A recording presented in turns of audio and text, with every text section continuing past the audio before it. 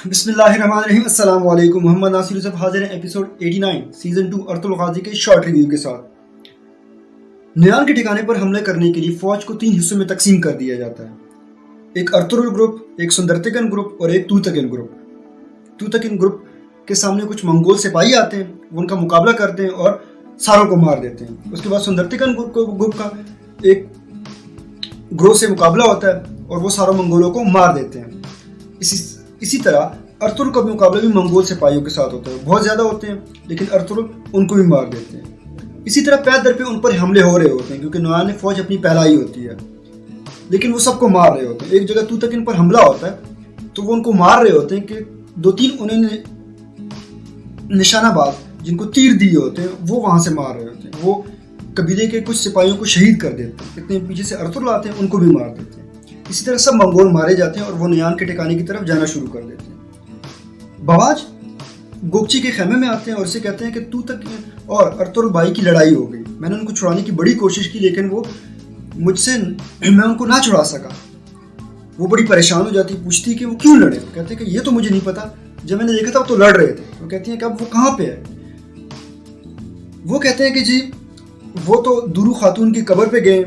وہ فوراً وہاں سے نکلتی ہیں اور دورو خاتون کی قبر کی طرف آتی ہے. نیان وہاں سے پہلے ہی پہنچے ہوتے ہیں.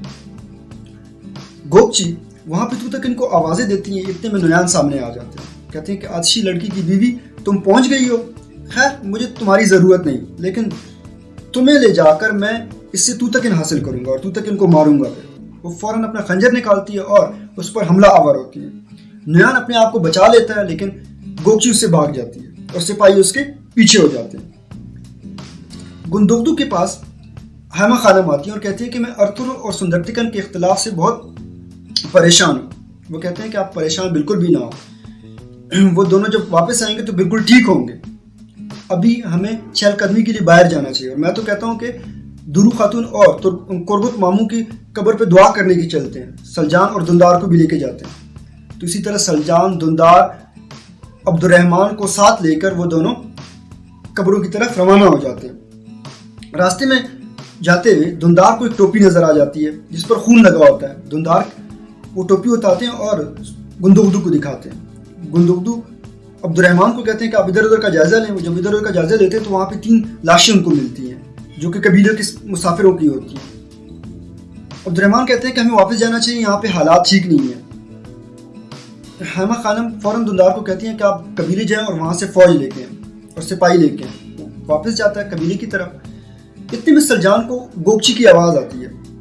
وہ فوراً وہاں سے اس طرف بھاگنا شروع کر دیتی ہیں اور ہیما خانم اور باقی لوگ بھی اس کی طرف بھاگنا شروع کر دیتے ہیں. گوکچی ایک جگہ پہنچ کر سامنے سے کچھ سپاہی اس کے سامنے آ جاتے ہیں، منگول سپاہی، اور پھر ایک سائڈ سے نیان بھی سامنے آ جاتے ہیں.